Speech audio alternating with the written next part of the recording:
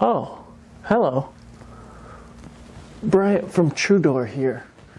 You're probably wondering why I'm sleeping underneath this desk.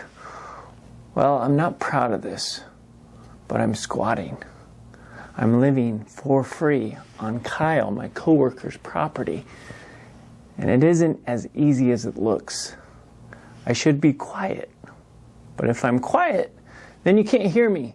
And what good is a YouTube video that you can't hear? So I'm going out on a limb here to tell you about squatters' rights in California and risk my squatting dreams of achieving adverse possession on my coworker's property. Hopefully, you'll never have someone like me squatting at your property. But while we are here, let me tell you about squatting and squatters' rights in California. Who is considered a squatter in California? A squatter is someone who uses or occupies someone else's property without permission or knowledge of the property owner. They have no lease, no legal agreement, they are not paying any rent, they are just living free on someone else's property or under someone else's desk. This property can be land, a home, a commercial building, or any type of real estate. Now, can a squatter gain ownership of a property simply by squatting? Simply by occupying somebody's property?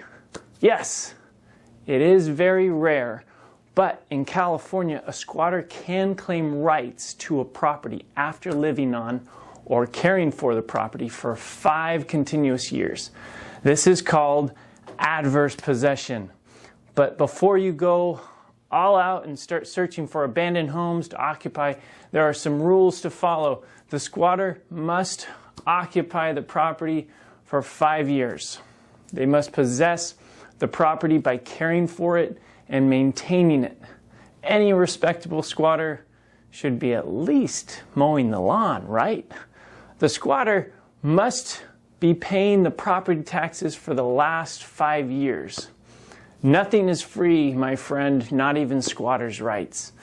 The squatter's possession of the property must be open and notorious, which means that the squatter is not attempting to hide their occupation of the property. It must be obvious to anyone that they are squatting, including any property owner who makes a reasonable effort to investigate. Exclusive possession. They cannot share possession or occupation with strangers, other tenants, other squatters, or even with the homeowner or property owner.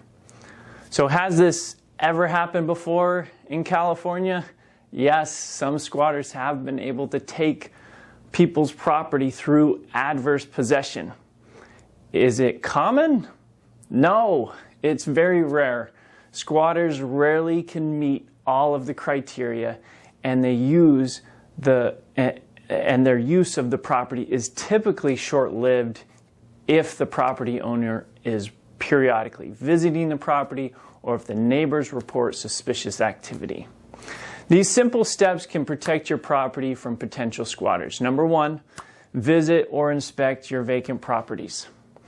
Properly secure your property with gates, locks, doors, window locks, etc. It makes sense. If you don't want people coming into your property, don't leave the doors and windows open.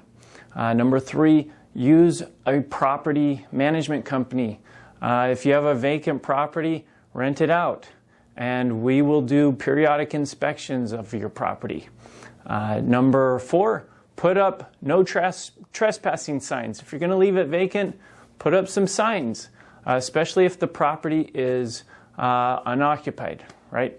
And lastly, and if you have a squatter in your property right now and you need to get rid of them, what should you do?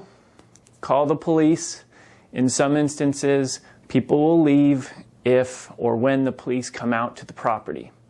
If the squatter claims that they have a right to be in the property, the police will not remove them from the property. So if that happens and they don't leave, then you can offer them money to move. It sounds unreasonable, but this can be a lot cheaper and faster, a faster way to get possession of the property back. If your efforts are unsuccessful in getting the squatters out, you'll need to post a 3-day notice and begin the eviction process. It's similar to a non-paying tenant. An eviction, also known as an unlawful detainer, will be a civil case held before a judge, and if you get the judgment in your favor, the court will order that the possession of your property be restored back to you.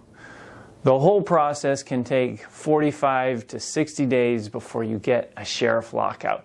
So it really is important for you, if you can, pay them to leave, get them out of the property as soon as possible, because it takes time. So keep those properties locked and loaded with tenants. Vacant or abandoned properties are a huge liability, so if you need help, call us or visit our website at truedoorpm.com, or find someone that is local to wherever your property is. True Door Property Management, making you more money with less drama.